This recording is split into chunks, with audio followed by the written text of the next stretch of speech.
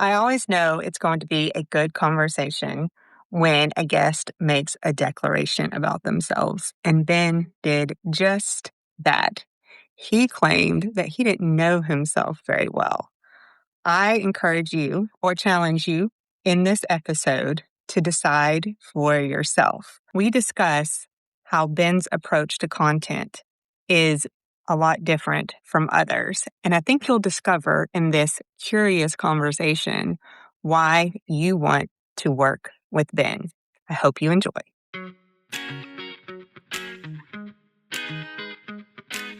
Welcome to Pursuing Joy, where we discuss audacious stories of joy-infused strength.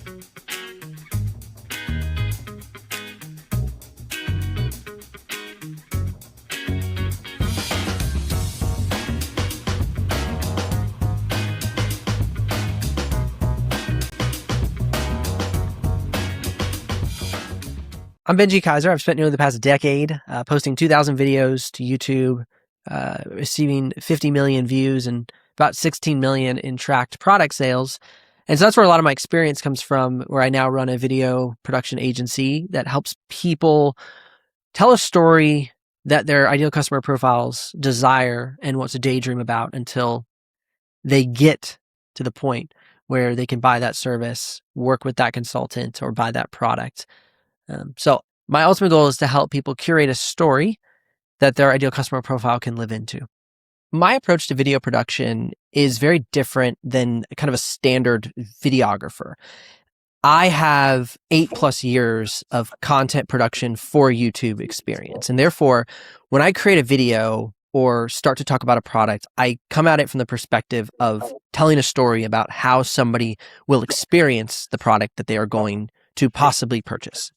So when I started my video production agency, everything to me revolved around telling a story. And it's not like you're going to write a fable and somebody's going to read about this pink flamingo and how it journeyed along battle and then ended up on vacation on the beach in Hawaii somewhere. It's just a story is simply how somebody might experience something.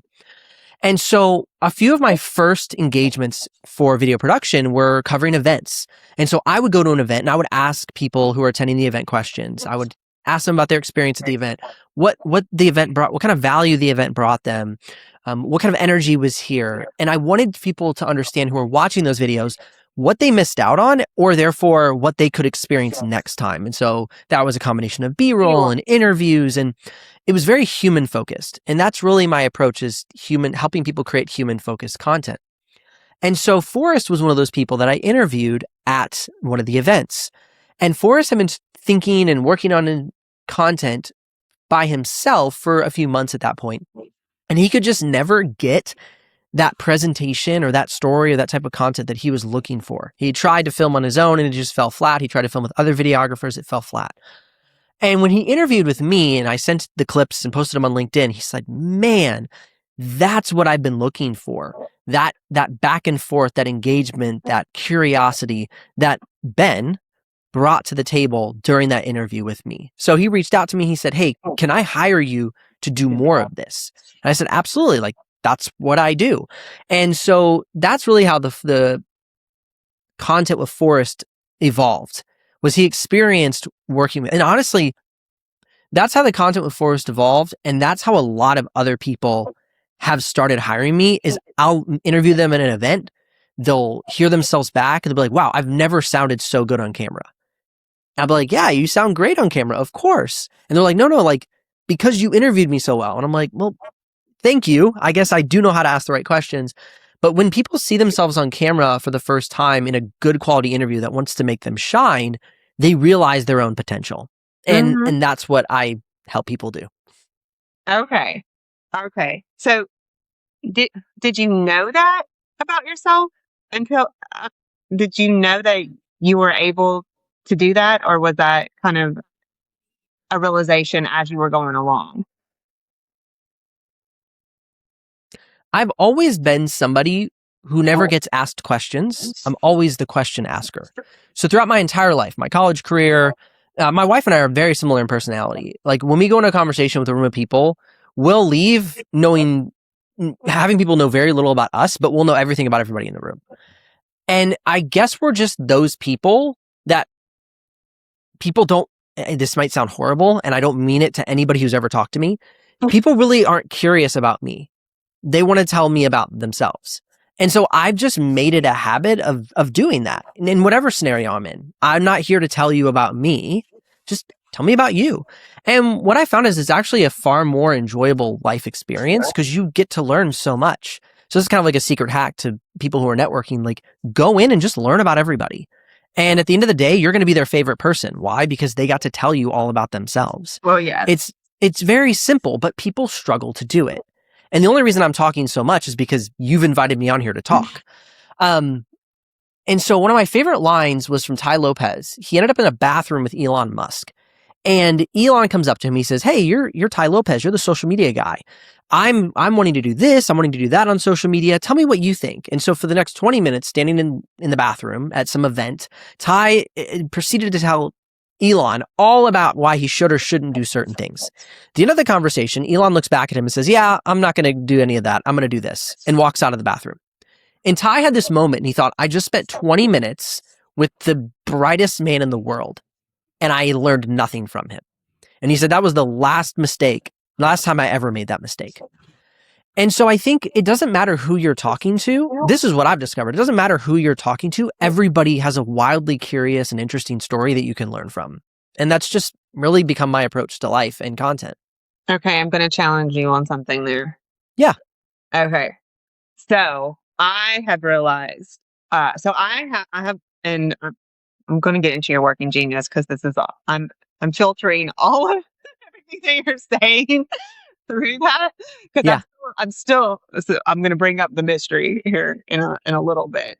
Yeah. But uh, so I tend to be a person that complete strangers come up to me all the time and tell me things that they've never told other people. Yeah. And it's it's like I don't know, they're drawn to me in some way. And but I also ask very curious questions. If I see that someone is open or, maybe even needs a question asked, then I'm going to ask it. I'm a naturally curious person as well. Mm-hmm. Definitely about people overall. Yeah. And that's why I love doing interviews. That's why I love hiring people. Because and I mean, anytime I interview someone for a job, they're no one's ever asked me that in an interview before. That's awesome. Yeah, and they always have to like pause and think. Yeah. Yeah, in an interview you have to stay within certain HR boundaries, but I'm still able to get, the information because I want a conversation. I want safety for them Mm. to tell me who they really are.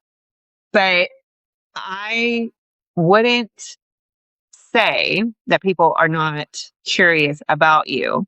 I Mm. just believe, and because I experience this too, I find a lot of safety in being the one asking the questions. I Yeah, I would agree with that. safer on this end being the podcast host, Mm-hmm. right? Than going on and not knowing what is going to be asked of me or how I'm even going to present myself or what I'm going to say. So I think that, and some people aren't going to be naturally curious. Like that's going to be people in general. And there's going to be people that don't like to go deep and like to stay on the surface for their own safety. But I don't think it's because they're not curious. I think it's because you've already started that direction, possibly to have safety behind the questions yourself as well. But people are coming to us in that same fashion. So it almost Hmm. sets you up for that as Yeah. well. So Yeah. because No, that's very fair.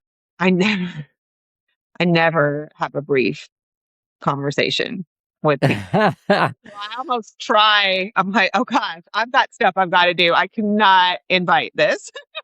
Right. Yeah, I think I would say I'm more strategic about it. I don't get random people coming up to me telling me everything. Okay. I'm actually I would consider myself a lively person, but I don't have to be extroverted. I'm an introvert. I much prefer to be by myself or with my family. Mhm. However, I was raised by a gregarious, I think is the right word, mother. And so she was always go out, meet people, be with people, like make friends. Like this was like my mom's just like speech to me my entire life.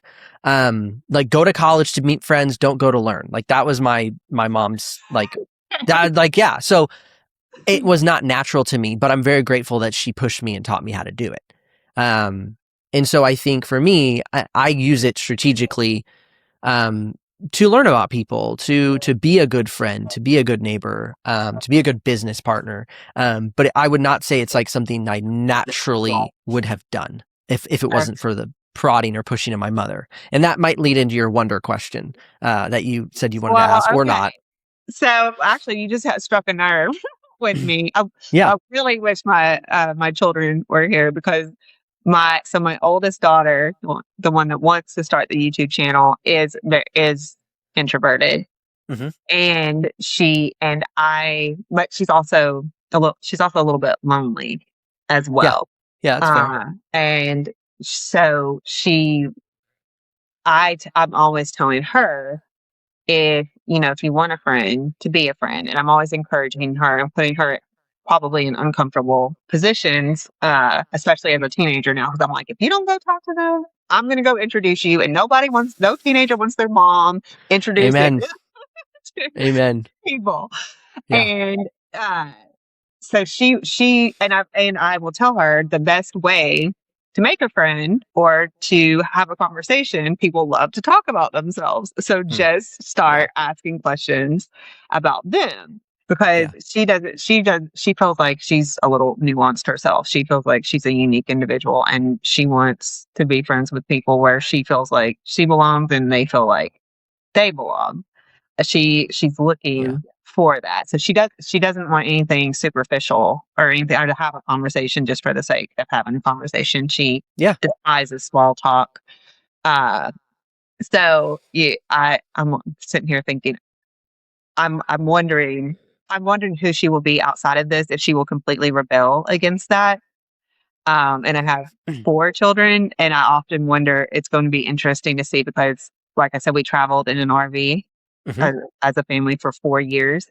And I naturally crave adventure. I naturally crave change. Hmm. I get bored very easily. I'm the And opposite. so my guess is they are going to go and buy a home and never leave it wherever they. Wow. No, that could not be closer to the truth. So I lived in over 35 homes or apartments as a child. Um, if my wife hints at moving, I give her every reason in the entire encyclopedia why we are not going to move. In fact, I've spent so much money upgrading our house exactly the way she wants it. So she doesn't want to move. Like recently, like 2 days ago, we just got like, we were deciding between like just regular aluminum gutters and copper gutters, and they were double the price. And I was like, we're getting copper because I want her to be in love, addicted to this home because I hate moving. Yeah, I moved so many times. It was such a stimulating experience. And I never felt like I had roots. I never felt like I had this place that was mine. And that's nothing against my mom or against how you did life. That's how you want to do Right. life. That's great.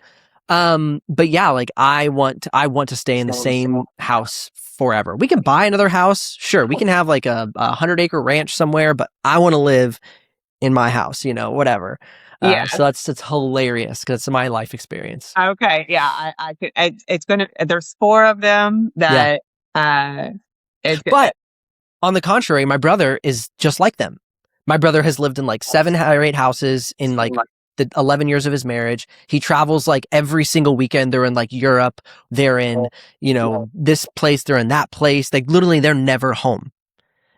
He has boats. He has cars. He has like, he's everywhere. He has all this stuff. And I'm like such a simple, like, I just want to work on my business type of person. So it Right. could go either way. Yes, that's why I'm like, it's going to be for each one. It's going to be interesting to see who they pair up with Yeah. and the direction that they take in life. I know they're all, well, probably most of them are going to have a ton of animals, because as a single mom of four kids, I want to take care of nothing else. So they're all like, "Can we get Yeah. this? Can we get this? And I'm like, Yeah. I am not keeping one more thing alive. So when you I hear leave, that. by all means, have all the babies, have all the animals, whatever you want to do. Yep. Yep. We just got 2 chickens. That was our first. We have 4 children ourselves, and we just got 2 chickens. And so that was our first animal pursuit. Well, Yeah. thankfully they're outdoors. I might be able to Yes. handle something that was completely outdoors, but yeah, I want no more responsibility. So yes, Yeah. I cannot wait to see, and I've already offered the finances for any therapy bills as well. That's fantastic. I have no idea. I'm doing my best, but I have no idea how it Yeah. lands on each child. And they I all think, think I'm genius at some point. yeah, one of the things that really stood out to me, I was interviewing somebody recently, and he lives, me and my wife always talk about having grit with our children, but he gave me an acronym for grit, which I thought was really cool. And I always tell my children, like, we have to have grit. Like, life's going to be hard. People are going to be mean. And your family is a place where you can work together. You always have each other. You should have each other's back. But grit, gratitude, relationships, innovation, and teamwork. Oh, And like, when you think about that, I totally support people who go to therapy. I'm not saying there's anything wrong with that at all. But I'm just thinking, like, life gives you so many different experiences, and it's all a matter of perspective of how you take those. One of my favorite examples is, I don't know where I heard this, but there's these 2 brothers, twins. They have an alcoholic dad. One becomes a millionaire, one becomes homeless. And their response is, well, of course I became this way. My dad was an alcoholic. And so again, it's the whole response mechanism. I say, of course I became this way. My parents moved 50 times. My brother says, well, of course I became this way and bought 7 houses. My parents moved 50 times. We're the same household. right. And so I think what I always try and help my children with is, like, your response to something is what matters, not what happens to you. And I know there's been travesties that have happened to people, unspeakable things that have happened to people. I mean, there's so much that's come out in our country recently that we Yeah. can point to, that unspeakable travesties. And I have not had a travesty happen to me. My dad struggled with alcohol for a little while, but I was never abused. But how I respond to that is what's important. And that's what I try to help them with. And who Yeah. knows what life's going to throw them. And I can't say that nothing won't be so hard as they might need help, emotional help through that. But yeah. Yes. So two things come to mind when you were talking about that. So my dad is one of 4 boys, and his his my grandfather was not very affectionate, not Hmm. very loving, probably didn't say I love you very often. Great. And my dad has taken on that persona. He Hmm. that is how he behaves. And I take no offense to that. I've just accepted, who he is. Yeah. So, several years ago, one of his brother, or no, um, one of his nephews, one of my dad's nephews, posted about my dad's brother, kind of like a tribute or something was going on, and he said, one thing about him is he never lets you leave the room without saying "I love you." Hmm. And I was Yep. thinking, that is so interesting about the Yep. environments they grew up in, and exactly that, Yep. how they decided to respond. Yeah. And Absolutely. right now, so my children are homeschooled, but they are taking a speech class outside of the home that I felt was important for them. And one daughter, they both really dislike this. They dislike the idea of public speaking. They don't want to write the speech, but they both dislike it. Yeah. But my oldest child is responding to that in a way of, I'm going to practice, practice, practice. I'm Hmm. going to try my best to get this. And even though I hate it, Yeah. I am going to be as prepared as possible. My other child, my second child, who is a perfectionist, so this is kind of Makes strange. sense. Yeah. She's like, I hate this. I'm going to let everybody know that I hate this. Oh I'm going to gosh. tell you all the suffering and misery and how this is not going to help me in life. Yep. And I'm going to do it. But she is not I think she thinks she can't do it perfectly. So she's kind of just like, I'm just going to half-ass it. And I'm going to Mm, complain about it the entire time. And I interesting. found it so interesting. And basically, I told her exactly what you said to my second daughter. I said, you may not ever become a public speaker, but this is where you show up with the best attitude, doing your best, even though you have no idea how this is going to be useful to you in life. And you respond to it differently because it just makes it so much worse Yeah. when you Yeah. resist the entire way. Doing it with resistance is just friction. Yeah. Yeah. It's so interesting. I think about, I got an undergrad and a master's degree in graphic design. And almost weekly, I called my mom just crying. I was like, I'm going to quit. Like, this is just horrible. I don't like this. I'm not good at this. But I did it for 7 years. I just kept going. And I'm so glad because, it just life is full of resistance. And if you can get comfortable with facing resistance and pushing through, I mean, you can pretty much do anything. Yes. And it's really what it boils down to. It's the grit concept. Exactly. Yes. Yeah. Okay.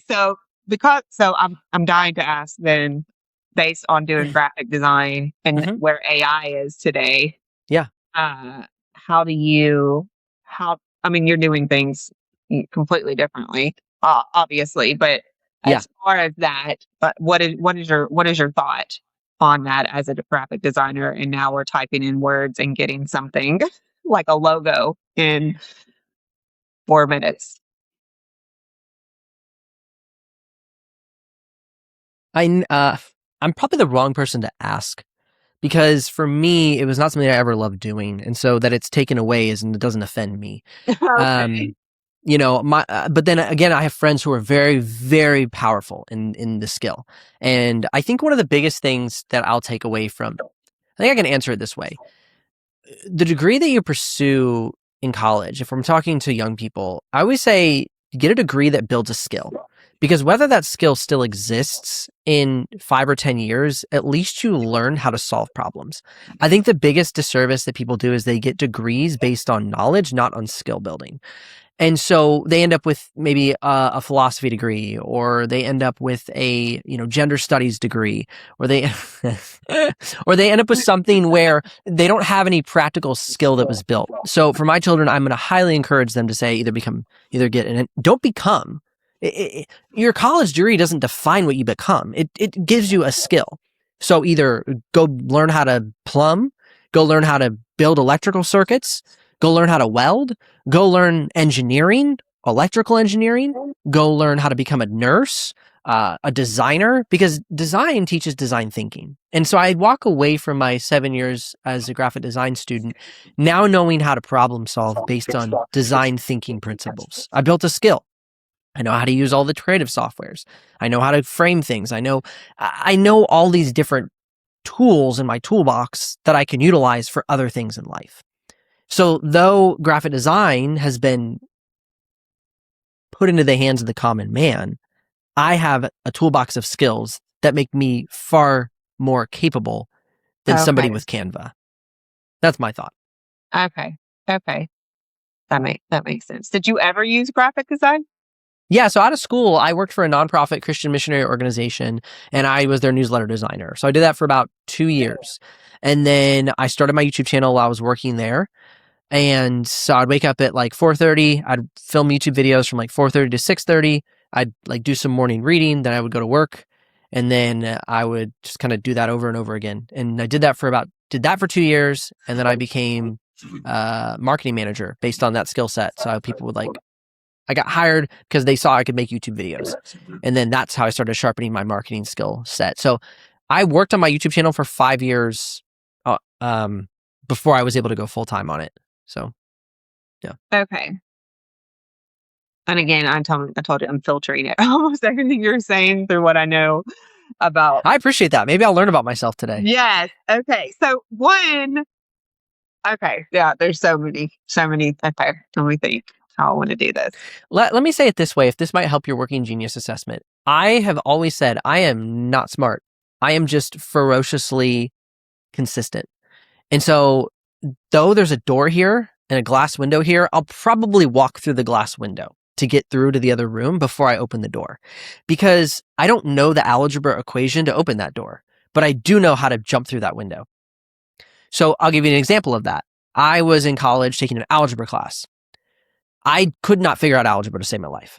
But what I realized is that every quiz was based on the homework questions. And so what I would do is I would memorize the homework questions, but you had to show your work. So not only would I memorize the answer, I would memorize the entire problems. So it'd be 5 to 10 problems every single homework session.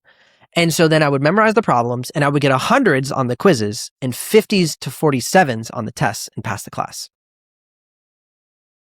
So you see kind of how my Okay. brain works? Okay. Now, I'm Okay. not saying that's the right thing to do. And No, I I know. do I know a know. little There's bit of some algebra good now, information here. but Okay, that's starting to make sense a yeah, little bit. that's Okay. how my brain works. Okay. So, uh, all right. I'm going to start with something pretty crazy. Yeah. And I haven't shared this with anybody. There's people, and I don't know if you experience this, and I don't know how deep you go in this. So if I go off in La La Land and you're like, I don't even really believe that, then just tell me that. Uh, Okay. so there, and I experienced this yesterday. There's a person on Facebook. His name is Sean Conlon. Okay. He only posts. He's a phenomenal business person. Okay. But if you go on LinkedIn, you have to really dig to find out what he does in business. He's only posting about his Christian journey Okay. and how faith has impacted him as an entrepreneur, but not necessarily not saying anything about his business. And so when I invited him on my podcast, I already knew that, and that's what intrigued me about him. And since I've wanted, different feedback and information based on his business knowledge, but we always get into this like very deep, rich, faith, biblical, spiritual, Christian kind of fundamental. It always goes there, no matter how much I'm keeping it, in the numbers or whatever. Hmm. That kind of discussion. And I enjoy those discussions, so I will always fall into that. So I had a friend that I don't talk to very often, and we got on the phone the other day, and that um, kind of happened, and where I'm like, okay, this sound, because in my circles, I feel like with believers, I sound a little radical, and the same with non-believers. Like they Hmm. both view me in a radical way, Yeah. in a different way. And so she pointed out something to me made based on my discernment and sent me this video about how the Holy Spirit speaks to her. Hmm. And because I was struggling, I just I know when I'm supposed to do something. I know when someone is going to be a great hire. I know when, like, right now my house is for sale. I know that I'm supposed to be selling, and it's not out of that urgency or that fear of being bored or the other things that have driven me Okay. before. Okay. But other people are assuming, that that's a lot of it, that it's that uh gypsy spirit Yep. that's got a Okay. hold of me, but it's not. Uh and so there's these different things that I know and I can feel it. It's not a voice talking to me, it's just I know. Okay. And so she labeled that as a knower. I also tend to, depending on who I'm talking to, I try to stay away from that language of I know because it sounds a little bit arrogant. Uh, it's, and I don't have a great explanation for the knowing. So I don't have Yeah. a lot of logical backing for it. Yeah. So I will say things like I think or I feel, which dumb it down a little bit, but also doesn't make me entirely trustworthy if I won't say that if I'm telling you to go a certain direction, I and say, well, I think or I waver Hmm. on it, especially in business or a hire, Yep. then it makes me. less trustworthy, I think. So you have discernment Hmm. as a genius. Do Hmm. you feel like you have that knowing sense? Yeah. Okay. Yeah. So it's interesting. It goes all the way back to like college, maybe even before college. But you talking spiritual talk, my friends would always be like, "I just don't know what God wants me to do," and I'm like, I don't even understand what that means because I've always had this kind of sense of like, it's simple, just be still, think simply, be informed by what the Word of God says, and then act in accordance with the scriptures. I mean, that's in the Bible all over the place. Now, that's on a spiritual level because a lot of conversations in college are who should I date? What should my degree be? Should I hang out with this person or that person? There's kind of a lot of spiritual formation conversations. However, that is translated into the way I think and operate in business. And I didn't realize that it was kind of this special skill or special gifting until I've gotten into business. And I'm not a radically successful business owner, but I'm successful in my own right. I've been able to support my family and grow a business in my own right. And I hope that, this turns into more success and opportunity. But I'll give a perfect example. So last year, I have a friend of mine. We both have the exact same style YouTube channels. He lives on one side of the world, I live on the other. And I was telling him last April, I said, man, I'm just feeling a shift in the industry. I'm feeling a shift in content creation and influencers. I'm feeling a shift in where brands, laptop brands specifically, are starting to spend their budgets. So I'm going to go start applying for jobs and I'm going to go start networking in my local community and I'm going to move YouTube back to a part-time thing. And he's like, okay, cool. Yeah, and he says, well, I'm actually going to I'm doubling down on YouTube. I'm going to hire this guy and, this full-time employee. And now I have 3 full-time employees. I'm like, okay, cool. I was like, honestly, dude, I don't think that's a good idea, but like, go for it. And, so I start doing this. I start getting connected to the community. I get like 0 job opportunities. I think I got like 2 interviews out of 40 applications I sent out. I didn't just like copy, paste, and send. Like I built really nice resumes for every company and brand new videos for every company I sent my resume to. So I really put in my full effort. But what I found is my networking opportunities started to build and grow. So fast forward, we're now almost 1 year later. I have almost completely replaced my YouTube income that I was previously doing. And YouTube is still doing okay, but it's probably a quarter of what it was in 2023 and 2024. Okay. That's kind of the example that I can give most recently with that intuition element. And the patterns. The Yeah, pattern. You were seeing the pattern, and with the algebra as well, you were seeing the pattern. So you can connect dots yes, differently than other yes, people. yeah. And I'm not the most creative person, but okay, another thing, I love puzzles. I hate art. I love puzzles. I hate charades. I love Okay. Skippo. I love poker. I hate like chess. Well, I don't know how to play chess. I probably love chess, but I don't know how to play chess. So like this kind of gives like my mom always did arts and crafts. She still does arts and crafts. She's a preschool teacher. I absolutely hate it. Like, and why did I become a graphic design major? I don't know. But like, I love puzzling. I love patterns. So there you go. That makes sense, right? And I included the story with my friend, not to say that my friend made a bad decision. I think he will end up being very successful. I think he just has to weather the storm. I was getting to a point on YouTube where I was starting to burn out anyway. It was starting to become tiresome and I wanted to shift. And I noticed that it was the right time to shift. Okay. I also noticed a pattern when I was a kid. I was a professional wake skater from the age of 9 to 13 years old. If you ever heard of wakeboarding, just take off the boots and you're basically skateboarding on the water. I did that professionally. I got second place in the world at 13 years old. At age 14, I went to my dad and I said, hey, like I've seen all these guys are living, basically like they're smoking weed and, just hanging out on the weekends. I said, I don't know if I really want that to be my life. I said, can I go to college with my brother? He's like, well, you're 14, so you got to wait 2 years, but sure. So I waited 2 years and I went to college early. And that was a great idea. The industry has now completely kind of gone under and there's really not much money in it at all anymore. And the people who were the best of the best are now just doing other jobs. And so again, it's like throughout my life, I've kind of always seen these little pattern recognitions. Right. Um, they've not always turned out to be the most successful thing or the right decision, but I don't know. I guess it is kind of that working genius element. Okay. So where would you tell me about your curiosity a little bit? Where does that come from? What sparks that? Like, and where? Yeah. What is your? When I was in graphic design school, I told you that I cried almost every day. Called my mom. I hate this. I can't do this. I'm terrible at this.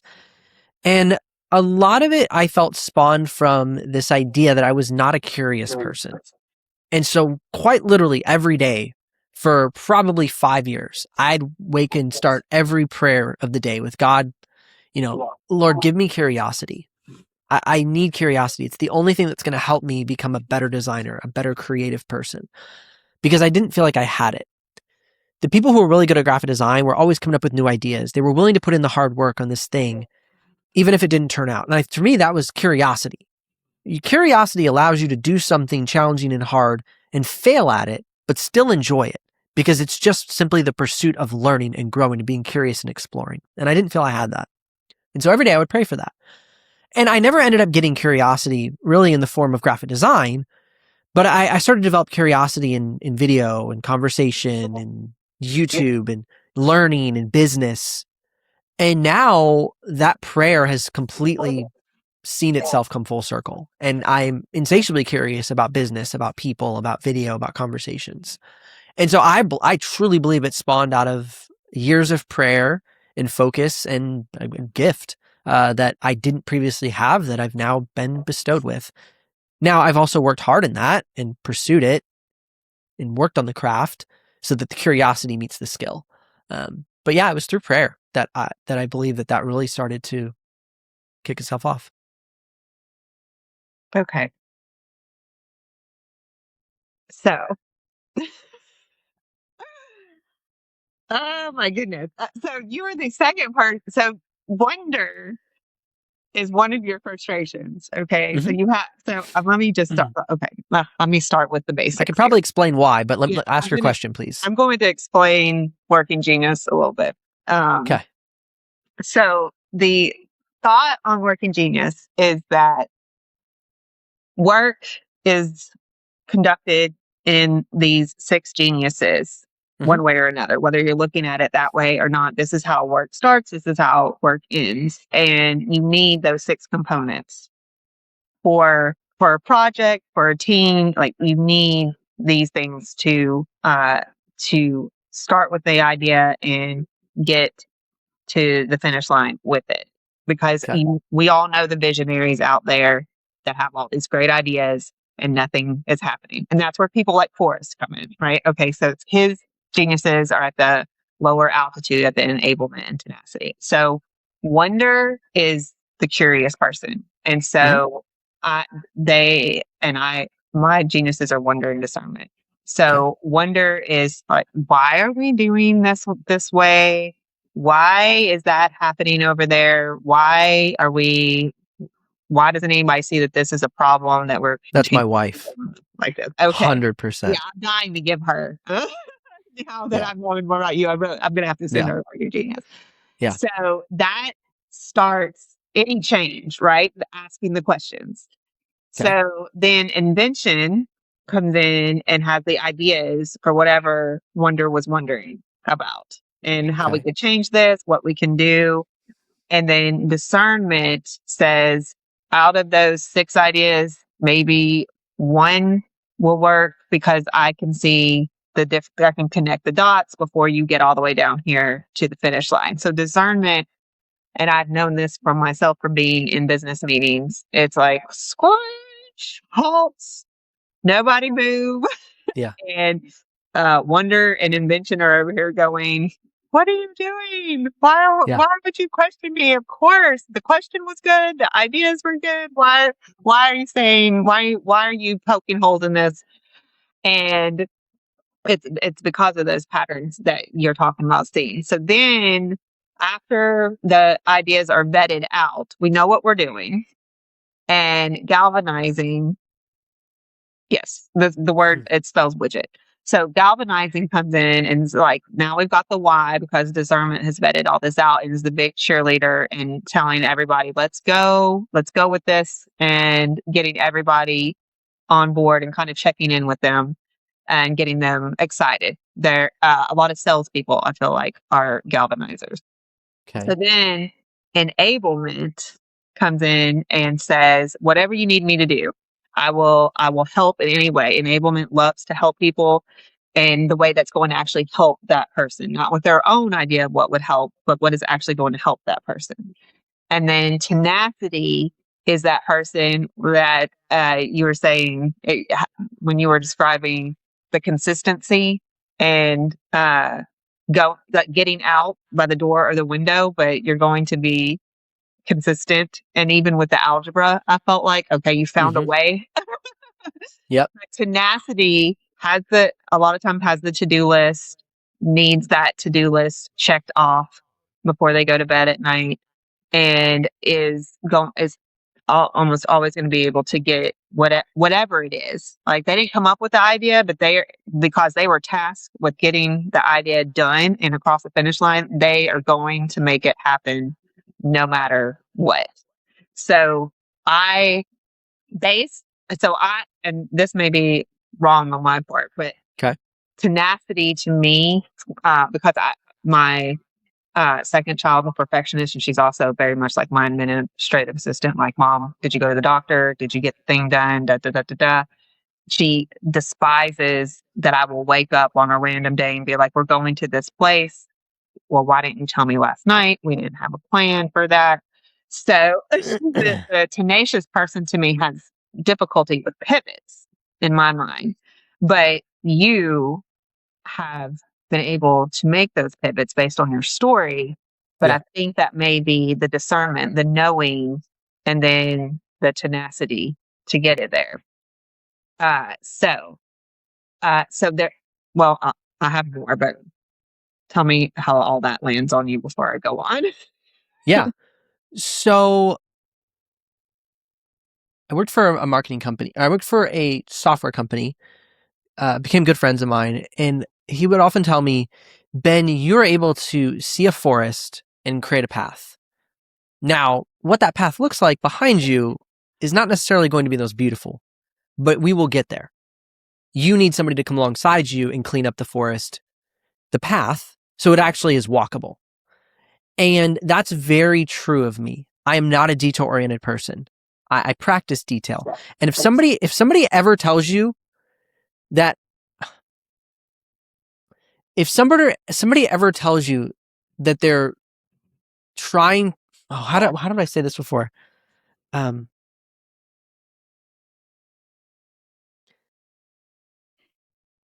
if somebody ever tells you they struggle with details, they don't. Only somebody who's a detail oriented person notices that they struggle with details. Oh, I have no freaking clue I struggle with details because details don't matter in my okay. brain. I've had to train myself that details matter and become good at it.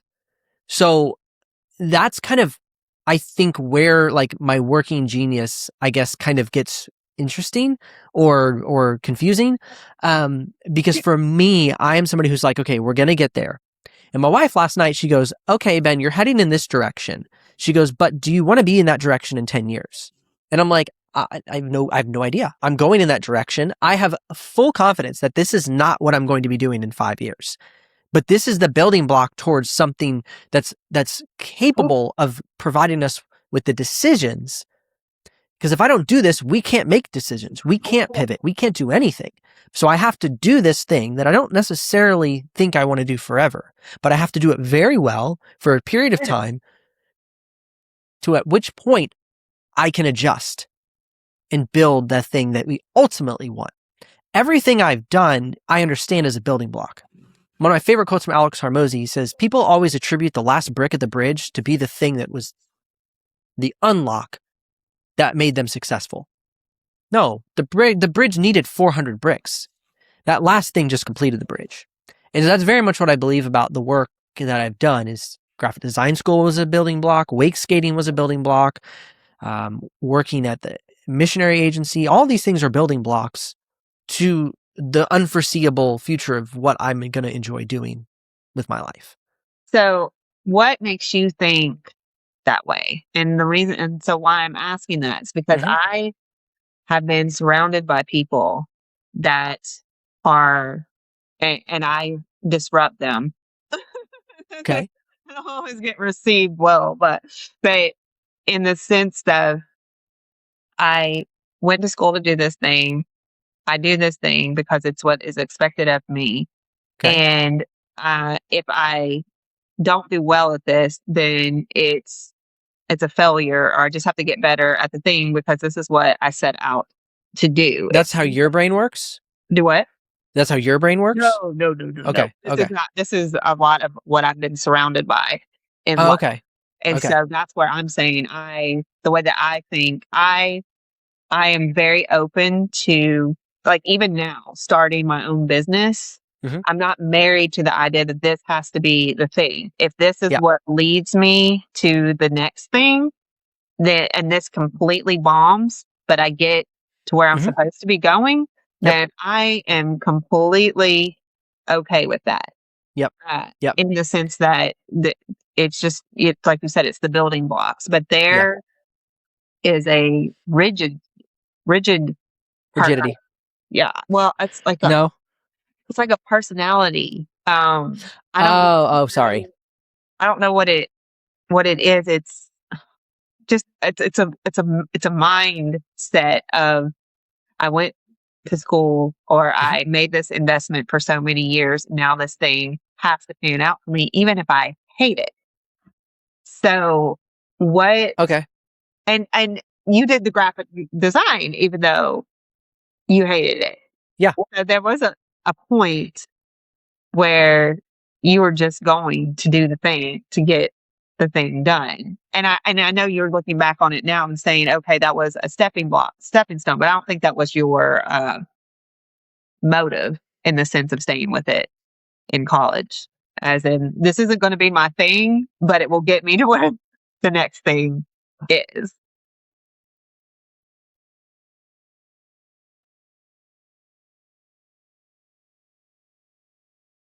I've always believed that people will have the answer to your next question. It just takes time to meet the right people. So for me, Forrest has been one of those people to help me answer some of the questions that I've had. If you, Grant Cardone, don't endorse everything he does or says, but one of my favorite things he says is strangers have everything that you want. And I never understood what that fully meant until I started to network in a good community.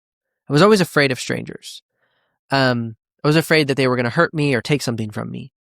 And until I met a good community of people, with caution, of course, you can be taken advantage of even in a good community of people, that I really started to realize the power of community and relationships and trust and mentorship.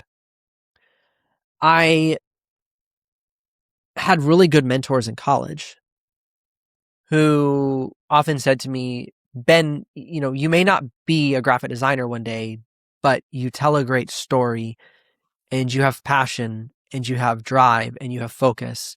And so just keep moving forward.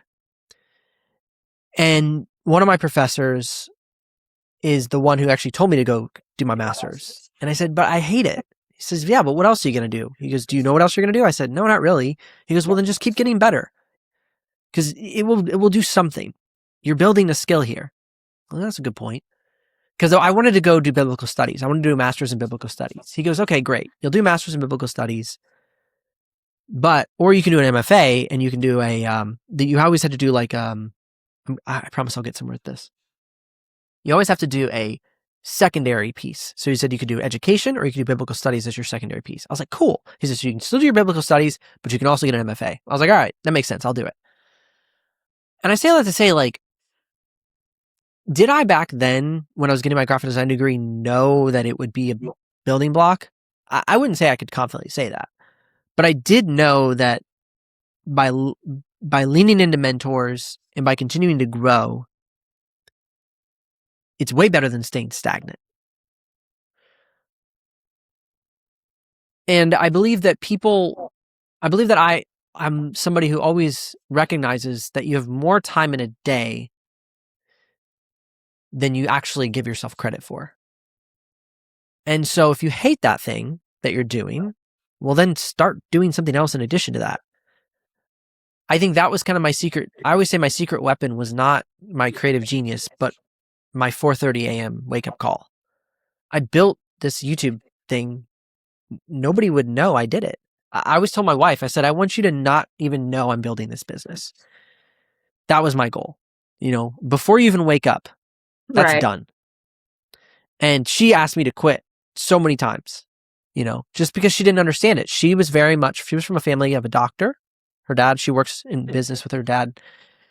And you do this thing and you get this path and you get this degree, and that's how you do something. Now, 10 years later, she's like a business wizard just from all the conversations we've had. Right. And she looks back and she's like, man, I'm so sorry I didn't encourage you more, because now I see what you were doing. And I think it's just the difference in people. And if it's not bad or good, we need nurses, we need doctors, Right. we need engineers, we need business owners. And some of those people can learn the other side of the coin and become even more powerful. I think that my wife is extremely powerful because she's such a rigid, play it by the rules thinker, but she's learned all this business principles. And so she's like this superhuman. She's in the middle of getting her nurse practitioner degree. And when she finally graduates and when she decides to open her practice, I mean, she's going to be insanely powerful because she's very critical thinking. She's very play by the book, but then she's like an entrepreneurial wizard because she's read and experienced all this through me. Yes, no, that she will be a powerhouse. That was very long-winded, and I No, don't no, even know if I gave an answer. fantastic. And because those professions that open their own business, they just want to do their profession, right? The business side does not come natural. Yeah. So, okay. All right. So I'm going. So a few things that you said to me, I was like, okay, I know this is going to be a good conversation based on some of the things you said. I have a guy coming on my podcast that reached out to me. I had invited him. He never signed up. He never scheduled. And then he reached out to me randomly months later and said, the reason I haven't come on there is because I'm not even sure I know what joy is. And I was like, okay, this is going to be good. So Interesting. I was like, what? So I told him some of the things I had been learning about joy. I said, I don't feel like it's something you have to strive for. I think that when you find it, it actually just it comes to you, it kind of in a state of rest. And I ended up talking to him on a non-recorded conversation, and he is now going to come on the podcast. But it was a very, very fruitful conversation. I knew that just from the insight of what he thought he didn't know. It turns out he knows quite a bit about joy. And just might not be the normal interpretation of it. And so you said that you don't know yourself very well. Yeah. And nothing about this conversation has given me any thought that is true. I guess I should explain that. Okay. Okay. Yeah, go for that. So I've always struggled with personality tests. As a young child, I never knew how to answer them.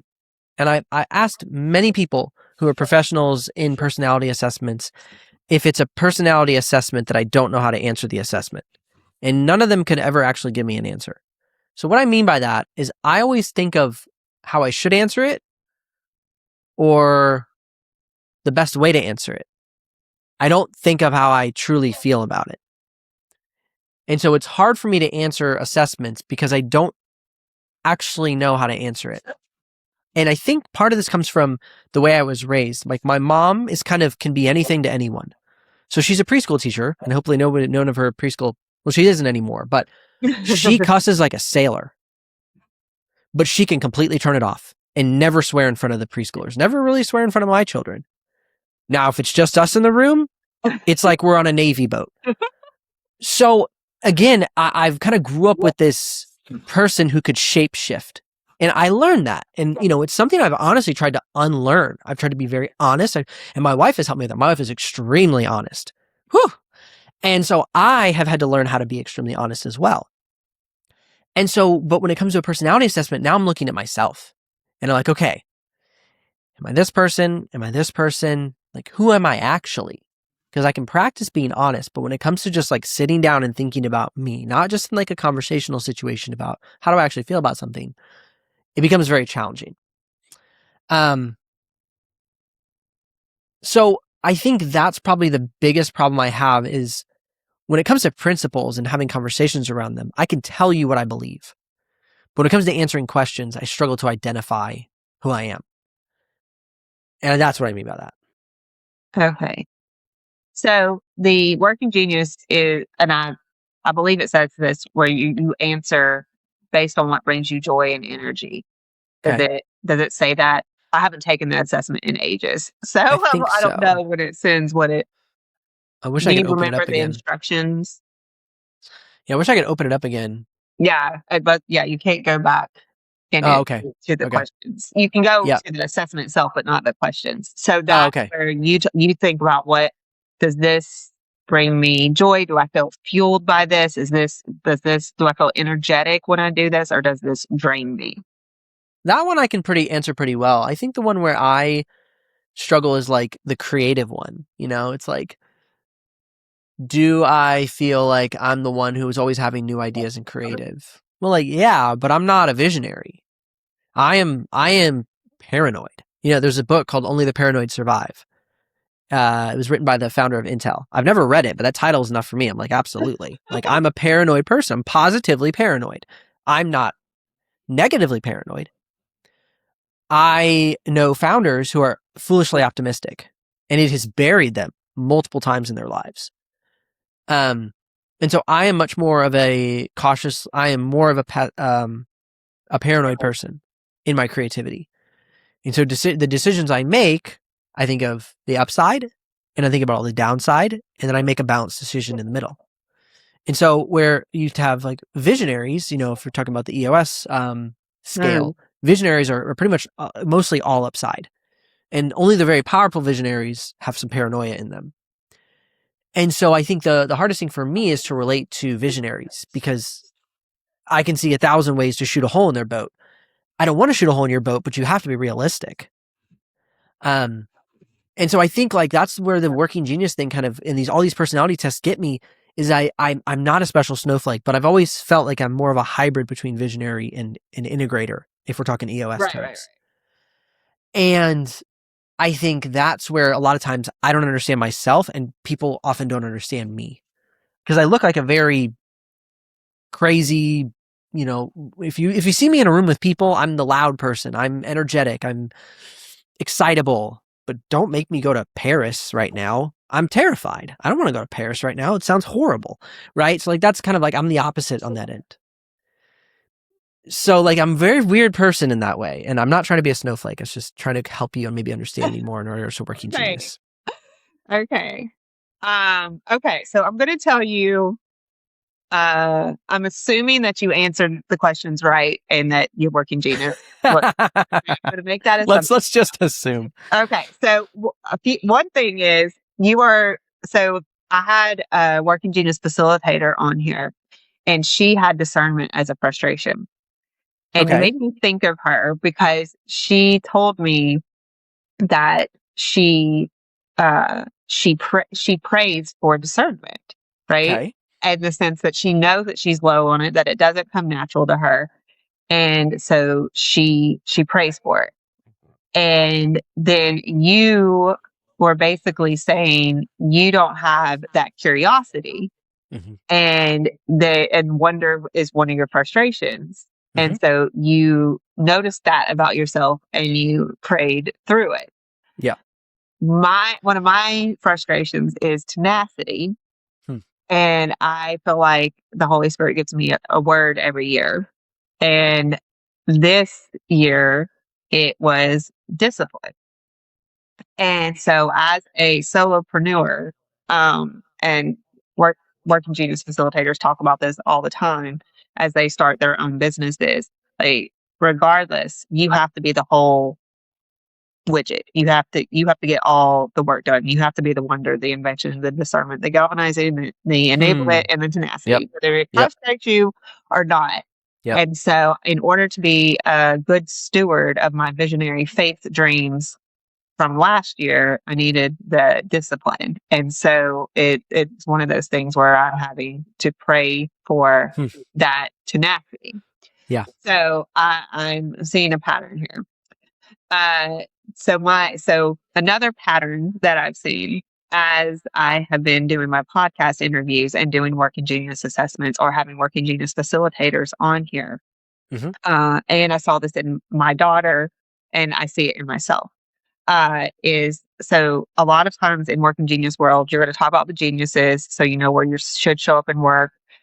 Basically, the idea is that 60 to 70% of the work that you do should be in those geniuses because it's a lot. You're a lot more productive. You are gaining energy, like you're fueled at the end of the day. Versus, I'm so exhausted. I feel like I've been working all day. Your geniuses don't feel like work. The frustrations are Yes. where you should Yeah. spend like 10% of your time, because if you stay in your frustrations all day, if you're in a job that is your frustration, then you feel drained at the end of the day and you don't have, a lot left for your family or whatever the next part of the day is that you need. If you're needed at the end of the day, you're basically drained from working in your frustration. Yep. So Yep.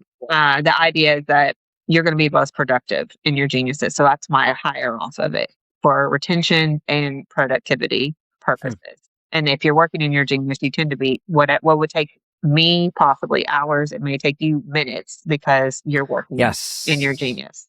Yes. Competencies are not talked about a lot. They're kind of in a neutral zone. But I started noticing that my competencies are something that shows up when I don't feel safe. It's something that shows up when, like, if my wonder and discernment isn't being received well, then my competencies are invention and galvanizing. And invention and galvanizing are fairly fast moving, and wonder and discernment is very kind of slow, methodical, goes in deep. And if I feel like someone is pushing back on that or standoffish to that, then I immediately go into invention and galvanizing. Okay. Invention and galvanizing have come from my upbringing and my past marriage. I had to show up in invention and galvanizing, which is a lot of problem solving and rallying people around things that almost Hmm. creating a facade of, okay, things are really horrible, Hmm. but I am going to make it amazing. I am going to rally. We're going to be excited about things that are not exciting. And Hmm. so that was a lot of what I my environment produced out of me, kind of like nature versus nurture, and what Yeah. was received well and needed in that moment. Hmm. So you brought up your upbringing in Hmm. your response to me. And so your competencies are enablement and invention. And you have already said that you don't feel like you're like that ideas person, and you went into graphic design. So I'm Yeah. wondering if that was something that was praised as a child, being innovative or problem solving. And then the enablement. So one of my daughter's competencies is enablement, and she's the second in command here. I rely on her, my oldest child, quite a bit. So when I had her Hmm. take it, her competencies were wonder and enablement, and she is always being leaned on. And so she shows up well in that, but it's not Hmm. something that gives her joy and energy per se, because Okay. she can do it. And then the wonder, I feel like she's probably acclimated to who I am, and that having a relationship with me, almost a good relationship, almost requires that wonder if she wants to, meet me where I'm at. So, Yeah. what do you think about your competencies and your environment? So yours is in enablement and invention. That problem solving, ideas, creative, and then helping, showing up as the helper. So at a young age, I was a professional athlete. And during that time, it was around the time of the collapse of the real estate market. My family, my dad was heavy in real estate. And so we went from living a very, very wealthy lifestyle to like owning nothing. During that collapse, it didn't happen overnight. My dad used alcohol to cope. I wouldn't consider him an alcoholic necessarily, but depends on your clinical definition of alcoholism. Right. He used alcohol to cope. So during that season, I was put in a lot of situations that I guess you could say a 13-year-old should not be put in a situation to be responsible for the good behavior of an adult. So many times I was on a tour. We were in different places. My dad would fly with me because I was a minor, and I would find alcohol in the cooler. And this was a very overwhelming thing. Like, it was very heartbreaking because my dad would act obviously very different under the influence of alcohol. But then it would get to some points where he would, mouth off to somebody at a restaurant, and they would kind of come after him. And so I would often end up standing between my dad and Right. some other guy trying to beat him up. And so I think that probably shaped my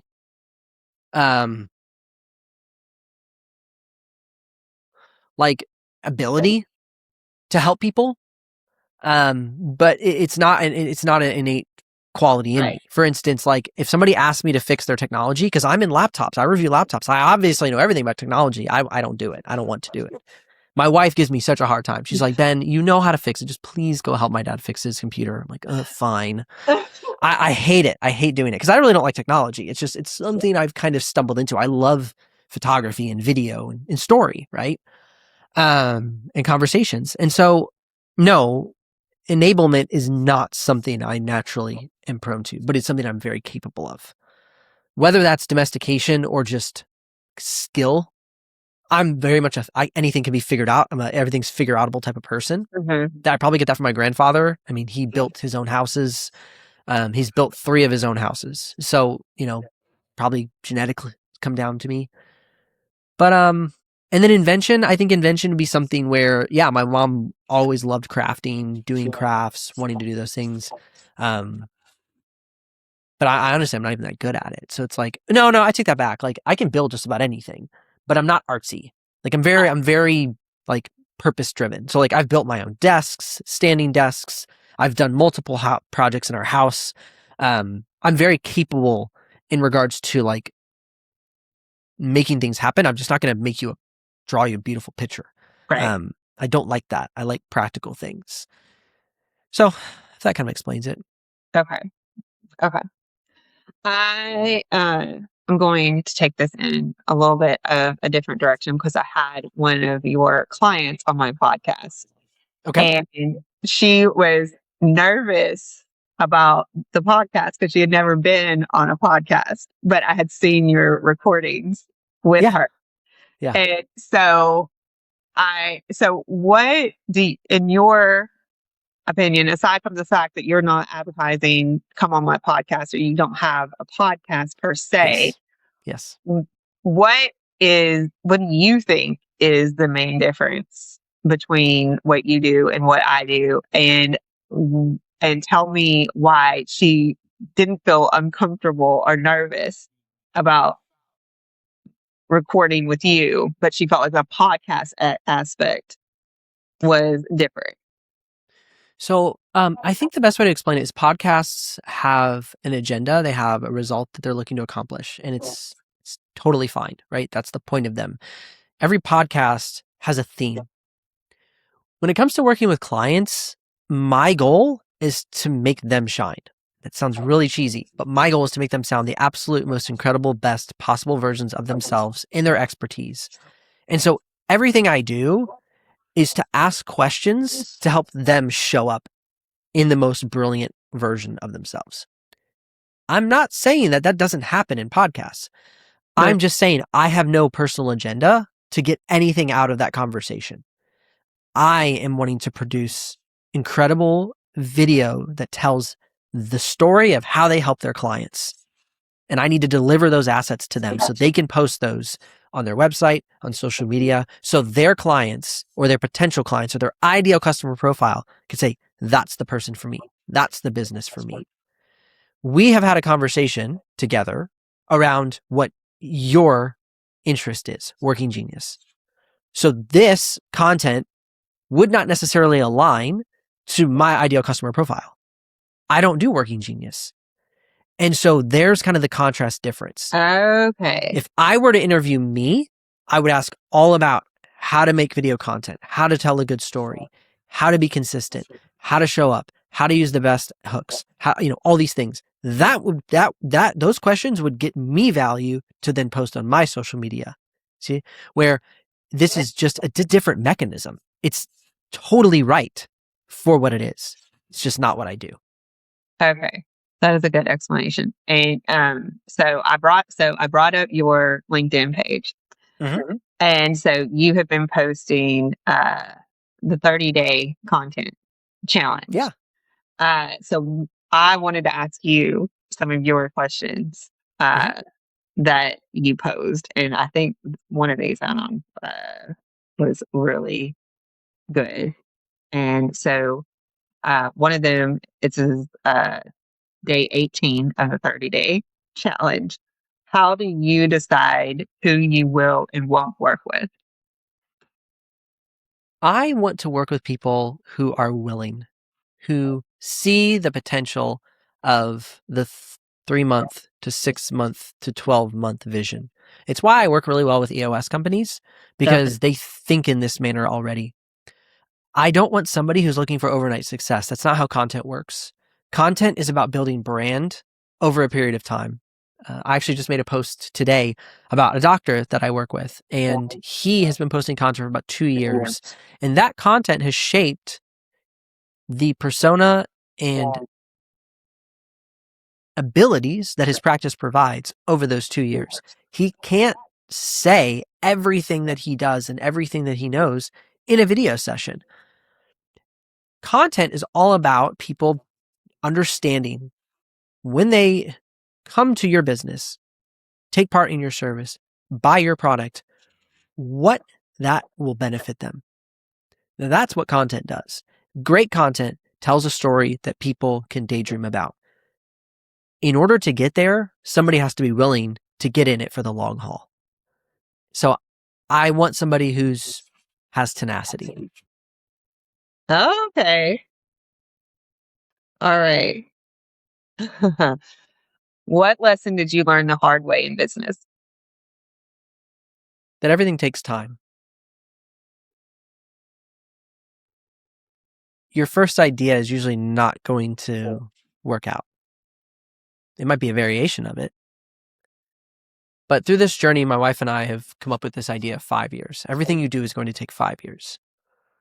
Marriage gets really hard at 5 years. And then at that point, we realize, my wife and I, okay, we have to dig in deeper. Business gets really hard at 5 years. Children get really hard at 5 years. They're really cute. And then they hit 5. And then they have a lot of opinions. And so when I first started business, I was hopeful that it would be an overnight success. And what I've realized is that when you can set yourself up to say, this is going to take 5 years, you make better decisions. Mm. There are plenty of companies who took out huge loans on day one and hired tons of employees who ended up failing because they didn't start with a credit card of a $5,000 limit and their own blood, sweat, and equity in the business.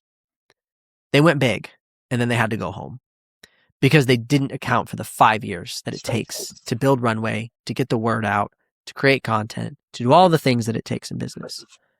And so I wouldn't necessarily say I learned it the hard way. Like I never had any massive failures. I was just disappointed a lot along the way. But now I know that things take 5 years and I've got to be patient for it. Okay. So uh I I felt like this was kind of, and you've spoken two or three things that is like, okay, I need it. This is what I needed. And Friday podcasts are almost always um, revolutionary for me. Okay. And this week has been like a internal hell week with different things circumstantially happening to where I was like, okay, I'm completely off track here. God, like if I just got really prideful in my discernment and was Hmm. like, oh yeah, this is the thing, and I have, like maybe I have taken a very wrong turn in my soul. I knew whatever the conversation was going to be, it was going to be what was needed to go on to the next thing. And there Cool. were a few things that you said in this, but the time I I'm just going to have to be accepting of that.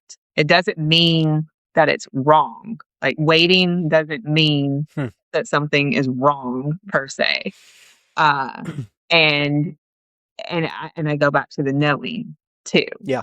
So uh and I and I understand what you're saying about the assessments, but you definitely have a knowledge of yourself, I would say. Hmm. And I know that I have a lot of knowing about myself based on my interactions with other people.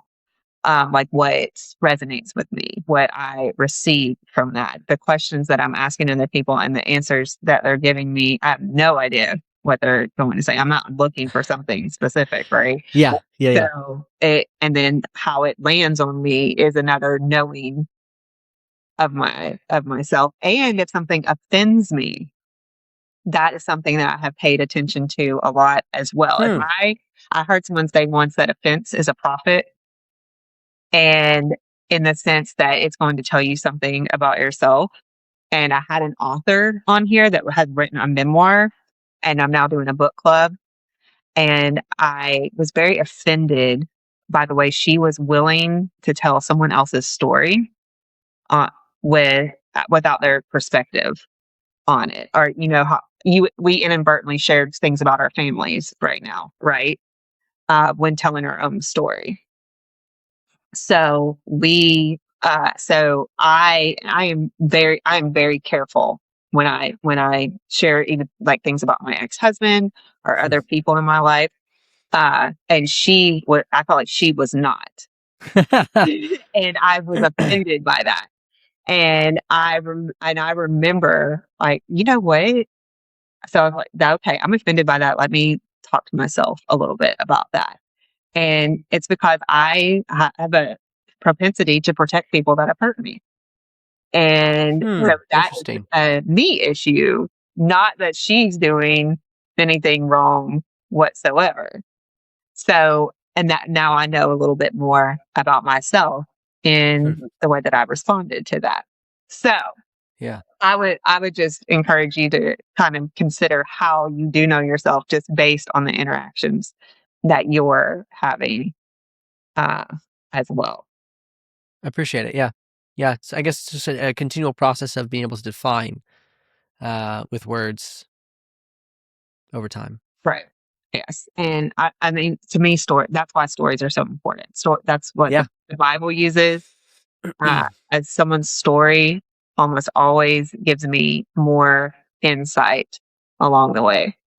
And I know we're over time at this point. But my last question, Yeah. in the sense of a podcast theme, Okay. what is currently bringing you joy?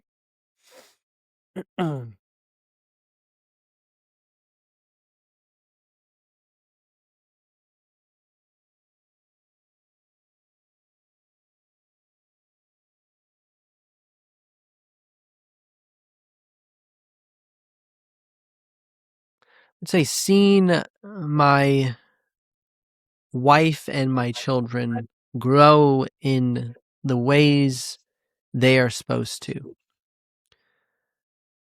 I think the most challenging thing for humans in close interpersonal relationships is to have expectations. And I could not anticipate the ways in which each human that I get to spend very close proximity with on a daily basis would flourish. And having the patience to see them through the good times and the good times and the bad times, or the good times and the hard times, I think is a better way to say it. And then you see the fruit on the other side. I think that's where joy comes from, is that for me, I was able to be patient, and then they were able to flourish, and then we're all able to benefit from that moment. So I would say that's probably the great thing that's happening. Okay. All right. Awesome. Yeah. Thank you. When's the last time you were working and completely lost track of time? Recently, this happened to me at a coffee shop. I was planning to work for a couple of hours, and 6 hours later, I realized I was still there. Not because I had to be, but because I was working in my working genius. What if more people got to work that way? That's the idea behind Enjoy Workforce Solutions. Recruiting built around how people are wired to work, so the right role energizes them and your team feels the difference. Discover what that could look like for your organization. Visit Enjoy Workforce Solutions.